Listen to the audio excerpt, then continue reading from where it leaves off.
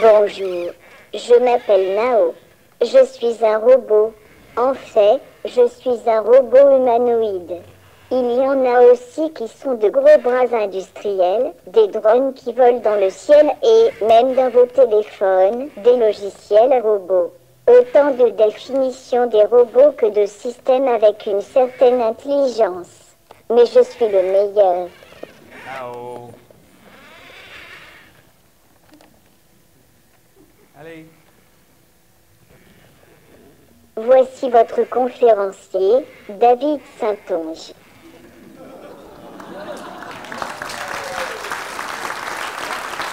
Merci, Nao. Bonjour tout le monde. Il est cute, hein? Il est vraiment... Comme moi, je suis le robot commercial le plus avancé sur le marché. Ben ouais. Puis en plus, comme il vient de dire, il est commercial, c'est-à-dire que je ne l'ai pas sorti d'un laboratoire de recherche. C'est un robot que vous pouvez tous vous procurer en ligne, moyennant quelques milliers ou dizaines de milliers de dollars, là, mais quand même, c'est accessible. C'est un des premiers robots commerciaux qui a autant de capacité pour interagir avec les gens. Quand Jacques m'a demandé de venir ici et de parler du futur de la robotique, bon, déjà en 20 minutes, c'est un méchant défi, là, mais la première chose qui m'est venue en tête, c'est Hari Seldon. Je ne sais pas si, je suppose qu'il y en a beaucoup parmi vous qui le connaissent. C'est un héros des livres Fondation d'Asimov. En fait, Hari Seldon, c'est un mathématicien. Il a réussi, évidemment, c'est dans la fiction d'Asimov, mais il a réussi à créer des modèles qui lui permettaient mathématiquement de prévoir l'évolution de l'humanité, de prévoir des dizaines de milliers d'années en avance. Ce qui a permis de voir des grandes guerres et puis de créer un groupe de spécialistes, artistes, ingénieurs qui ont envoyé sur une planète éloignée aux confins de la galaxie pour créer la fondation d'une nouvelle humanité. Ben, récemment, j'ai entendu ça. If you ask me, will the price of Google be higher or lower than it is today 3 years from now? That's very hard to say. Will WiMAX, CDMA, G3 be the wireless standard 3 years from now? That's hard to say. But if you ask me what will it cost for 1 MIPS of computing in 2010, or the cost to sequence a base pair of DNA in 2012, or the cost of sending a megabyte of data wirelessly in 2014, it turns out that those are very predictable. There are remarkably smooth exponential curves that govern price, performance, capacity, bandwidth. Ça sonne beaucoup comme Hari Seldon. Pour ceux qui ne le connaissent pas, c'est Ray Kurzweil. Il y a beaucoup de crédibilité dans le milieu. C'est le moins qu'on puisse dire. Il a inventé le premier système de synthèse vocale, dont Nao vient de vous faire une belle démonstration.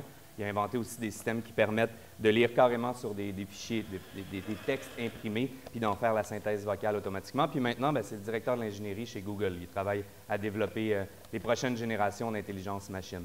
Il a travaillé pendant 10 à 15 ans avec un gros groupe de recherche à cataloguer chacune des grands développements dans tous les secteurs de haute technologie pour essayer de voir s'il y avait un schéma qui pouvait en sortir. Puis il a vu que dans tous les domaines de haute technologie, c'était une courbe exponentielle qui régissait ça. Bon, ça reste de la statistique. Moi, je suis un ingénieur mécanique. Les statistiques, en général, c'est pas trop mon fort.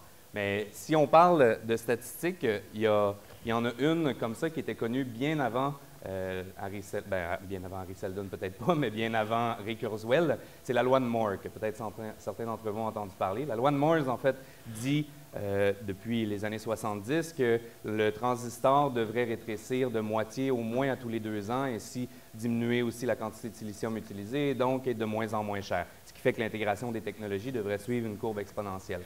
Par contre, Moore lui-même dit que, à partir de cette année ou de l'année prochaine, sa loi ne sera plus vérifiée. Ce n'est pas parce que les compagnies ne sont pas capables de suivre le rythme. On est encore capable de diminuer la grosseur des transistors pour des années, voire de passer à des nouvelles technologies qui n'utilisent plus de silicium pour augmenter ça. Non, le problème, c'est le coût de l'intégration.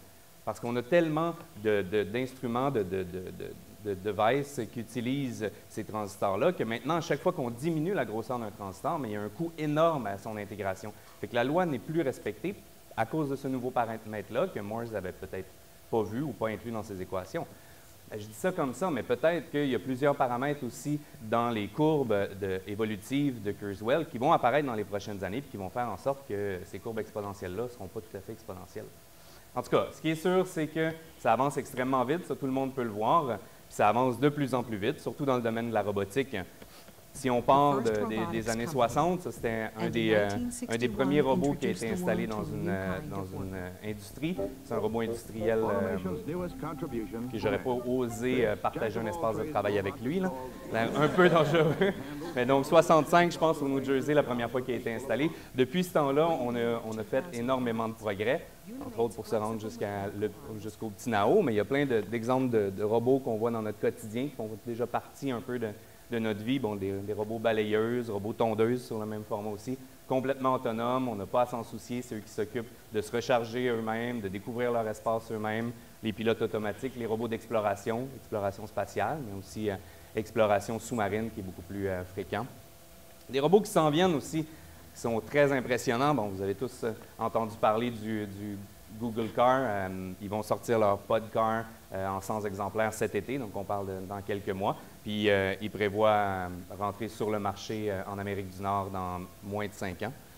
Des robots aussi, surtout en Asie, qui vont être commercialisés très bientôt, des robots, ce qu'on appelle du domaine de la robotique sociale, donc des robots pour interagir avec les personnes âgées, pour leur donner une vie sociale plus active, puis les stimuler leur mémoire et autres fonctions. Et en haut, tu devrais peut-être aller t'asseoir, toi. Bon, d'accord.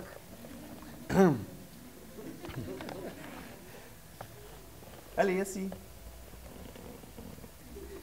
Pas super rapide, hein? Il a peut-être l'air très intelligent, mais c'est pas le plus rapide. Juste à faire traverser la salle, je pense qu'il m'a fait perdre 5 minutes de ma conférence. Pour en revenir au robot, comme Nao vous a dit au début... Bon, il est assis, finalement. Comme Nao vous a dit au début, des robots, il en existe dans tout plein de domaines. Le concept de robot est vraiment très vaste et très vague aussi. Moi, je vais essayer d'aller dans une autre direction. Pour décrire la robotique, je vais plutôt passer par les domaines de recherche ou les domaines de développement plutôt que par ces domaines d'application. Si je simplifie énormément, on peut décrire la robotique comme 2 grands domaines. La mécanique, les mécanismes, la dynamique cinématique rentre là-dedans, et puis tout ce qui est plus de l'intelligence machine, l'intelligence artificielle. Mon domaine, comme j'ai dit tout à l'heure, c'est la mécanique. La mécanique, en fait, dit simplement, ça consiste à faire bouger quelque chose, donc trouver les moteurs, qu'on appelle souvent les actionneurs dans ce contexte-là, qui vont être la plupart du temps des moteurs rotatifs électriques, puis accrocher à ça les différentes membrures, les engrenages, les courroies qu'on a besoin pour faire un mouvement qui va nous servir à faire une tâche. Donc, tout part de la tâche, en général, en robotique, du côté ingénierie, quand on le développe. On a une tâche, on essaie de trouver un mécanisme qui le fait, puis après ça, on va développer toutes les équations mathématiques qui vont nous permettre de bien connaître le mécanisme et d'être capable à le contrôler. Là, à partir du contrôle, on est encore un peu dans la mécanique pour bien asservir le système, puis on commence à passer tranquillement du côté de l'intelligence. La mécanique évolue très rapidement, puis quand on est en recherche, qu'on va dans des conférences académiques sur le sujet, c'est impressionnant de voir tout ce qui avance. Mais à Québec, ici, particulièrement, il y a le laboratoire de robotique, comme Jacques le disait, la chaire de mécatronique et robotique du Canada, dirigée par Clément Gosselin, qui est une des plus grosses, c'est pas la plus grosse au Canada, qui est ici, et une des plus grosses dans le monde, certainement.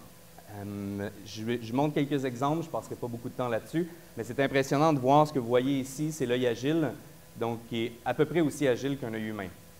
Après ça, le capteur caméra qu'on met dessus dépend des technologies, là, mais les mouvements qu'il est capable de faire reproduisent à peu près les mouvements humains.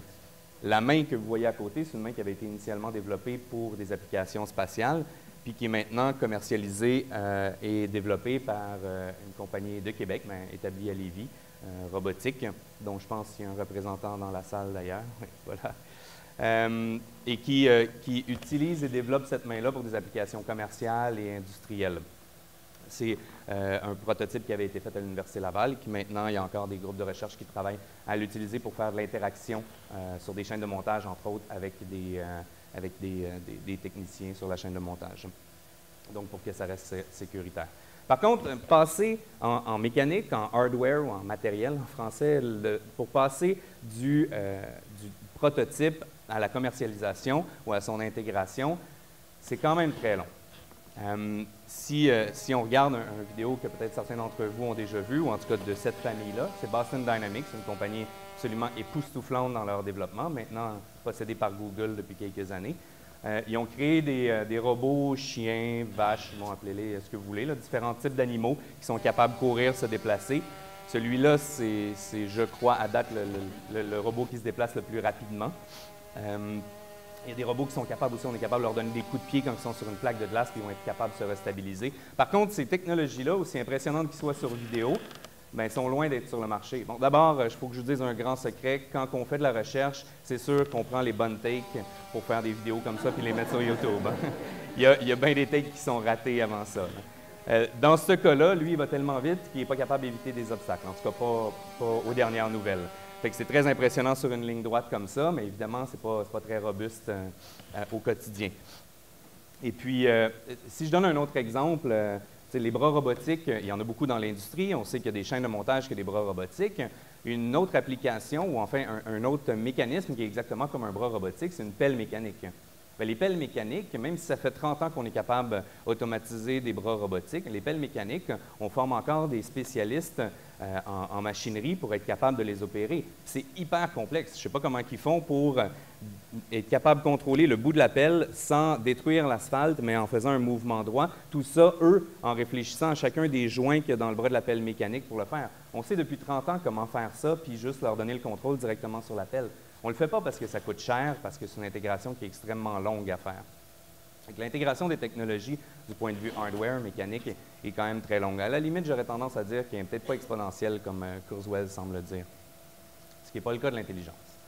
L'intelligence machine est développée sur des ordinateurs, puis est utilisée sur des ordinateurs. Puis des ordinateurs, vous en avez tous chez vous, vous en avez tous sûrement dans vos poches en ce moment, puis vos télévisions même sont des ordinateurs, on en a partout autour de nous. Fait que c'est sûr que les algorithmes qui sont développés sont quasi automatiquement utilisés, ils sont quasi automatiquement publiés. Fait que là, on n'a plus cette distinction-là qu'on a en mécanique entre la recherche puis la vraie application commerciale ou industrielle. Ce qui fait que ça, j'ai aucun doute que ça avance effectivement selon une courbe exponentielle, voire peut-être même beaucoup plus vite. En fait, si on parle juste de quelques exemples d'intelligence, la vitesse de communication dans un réseau, comme l'Internet ou d'autres types de réseaux, bien, on s'entend pour dire en général que l'être humain communique verbalement à 50 bytes par seconde. Bien, sur les réseaux, c'est déjà 1000 fois plus rapide, puis dans quelques années, ça va être encore plus rapide que ça. La capacité d'emmagasiner des données numériques. Bien, la plupart des experts disent que sur la planète en ce moment, on a l'équivalent d'un cerveau humain en capacité de stockage numérique. Puis, bien, selon Kurzweil et d'autres futuristes, d'ici 15-20 ans maximum, on va avoir dépassé la capacité de storage de l'ensemble des cerveaux humains sur la planète. Donc, on va avoir plus de stockage numérique que de stockage biologique humain. Bon, stockage, vitesse de communication, ça aide beaucoup une intelligence, mais ce n'est pas juste ça. Il y a les algorithmes aussi qui sont en arrière. Les algorithmes se développent extrêmement rapidement, mais même les algorithmes qu'on a en ce moment sont déjà des boîtes noires. Si je fais un petit parallèle, bien, c'est un parallèle un peu trivial. Depuis les années 90, il y a un système d'algorithmes d'apprentissage qu'on appelle les réseaux de neurones. Les réseaux de neurones sont basés sur le principe un peu des neurones biologiques. Puis en gros, les réseaux de neurones, autant biologiques qu'artificiels, on sait exactement comment les construire. On sait exactement comment chacune des neurones fonctionne. Mais quand on a un réseau de neurones, si on prend juste l'information, qu'elle soit électrique dans une neurone, dans les deux cas finalement, ou qu'elle soit binaire plutôt dans la neurone artificielle, si on prend juste une information à un temps donné, on n'est pas capable de faire le lien entre cette information-là précise puis l'output de tout le réseau de neurones. On est capable de voir des schémas, on comprend l'ensemble du fonctionnement, mais c'est déjà une boîte noire. Fait que si c'est une boîte noire maintenant, qu'est-ce que ça va être quand on va avoir des systèmes d'intelligence encore plus performants dans 15-20 ans? Ces systèmes-là vont dépasser notre compréhension. C'est là qu'arrive le moment de la singularité, ce qui est un terme qui a été rendu populaire par Kurzweil que j'ai monté au début de la présentation et qui maintenant a développé toute une communauté qui sont autoproclamés les singularistes. C'est un peu spécial, c'est un peu singulier. Mais tout ça pour dire que les singularistes, ce qu'ils disent, et puis bien, je suis tout à fait d'accord avec ça, puis la plupart des experts dans mon entourage aussi sont d'accord pour dire ça. À partir du moment où on a une intelligence qui, du moins en termes de puissance de calcul, d'accès à l'information, de communication dans son réseau, est plus rapide que le cerveau humain, bien, on n'est pas capable de prévoir ce que cette intelligence-là va faire. On n'est pas capable de comprendre ce qu'elle va faire à la limite. Et la singularité dit qu'en fait, si on n'est pas capable de le prévoir, ça veut dire que l'histoire de l'humanité, à partir de ce moment-là, on n'est plus capable non plus de la prévoir. À la limite, on ne serait même pas capable de l'imaginer, parce qu'on n'est pas vraiment capable d'imaginer ce que cette intelligence-là pourrait prendre comme décision. C'est comme un peu de dire que les singes ne pouvaient pas vraiment se douter qu'un humain un jour allait conduire une voiture. On est un peu dans la même situation. Moi, je trouve que c'est un beau problème, mais je suis un fan de science-fiction. Après, il y a la réalité aussi. Puis la réalité, c'est que, bon, ça c'est une étude qui date déjà de 2 ans, mais qui a été conduite à Oxford, mais la réalité dit que ben, dans moins de 10 ans, selon cette étude-là, 50% du workforce, de la force de travail, pourrait être remplacé et devrait être remplacé par une machine. Puis là, je ne parle pas de robots parce que, comme j'ai dit, la plupart des robots, ça va leur prendre un bon bout de temps avant d'arriver dans le commerce. Je parle plutôt de tout ce qui est informatique, de tout ce qui est logiciel. Puis à partir de ce moment-là, bien, si déjà dans 5 ans, on a, dans 7 ans, on a 50% de la population qui ne peut plus faire des emplois traditionnels, dans 15-20 ans, on va se rendre à 80-90%. Puis c'est là, selon moi, qui est le véritable challenge avec la singularité. C'est qu'arrivé à ce moment-là, on a une grosse partie de la population qui ne peut plus faire des emplois traditionnels.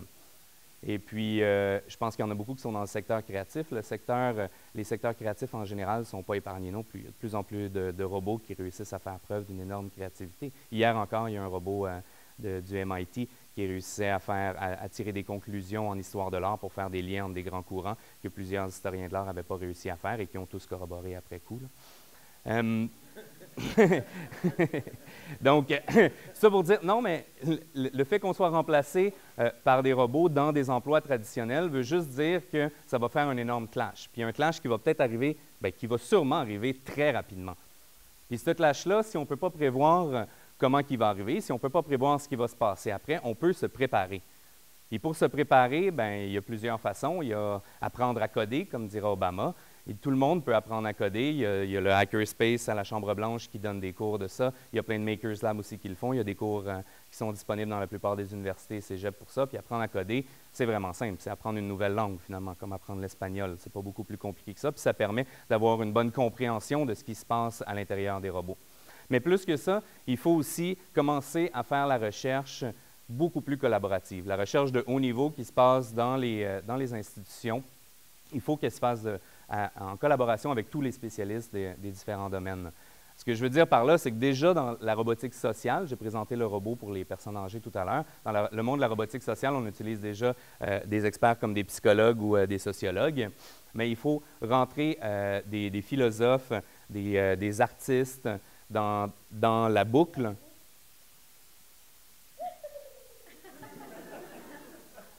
Oui.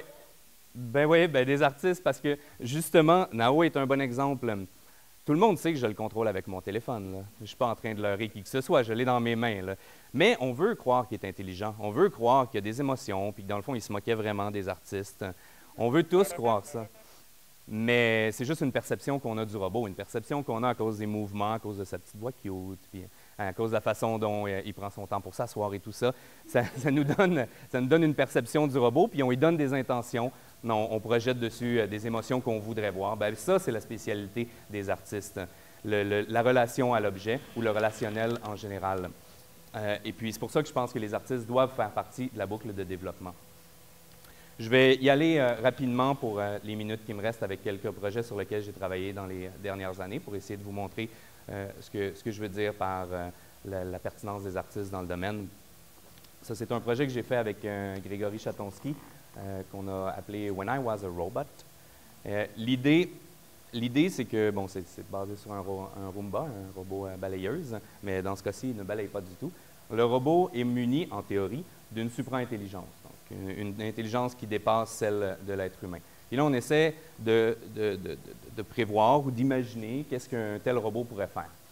Puis, ben, dans son cas, il n'est pas en train d'essayer de conquérir l'humanité ou de détruire les humains un à un jusqu'à temps qu'il n'en reste plus sur la planète. Non.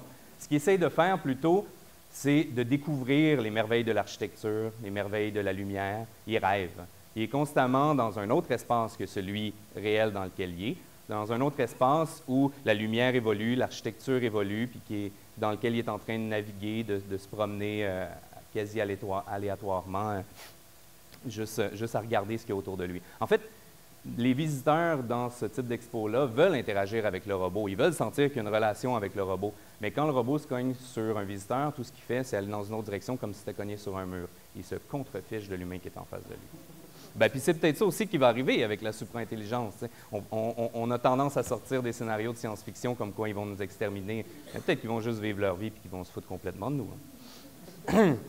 Une autre installation sur laquelle j'ai travaillé, cette fois-ci avec Raphaël Lozano-MR, c'est Last Breath, ou Le Dernier Souffle. Complètement un autre genre d'installation. S'il y a un fantasme qui est aussi vieux que la robotique et bien plus, c'est celui de la vie éternelle. Et la robotique, c'est sûr, peut nous donner un sentiment de vie éternelle. On le voit entre autres dans Chappie, un film qui est sorti assez récemment où la conscience est transposée, téléchargée carrément dans un robot, dans une machine, puis on peut vivre éternellement.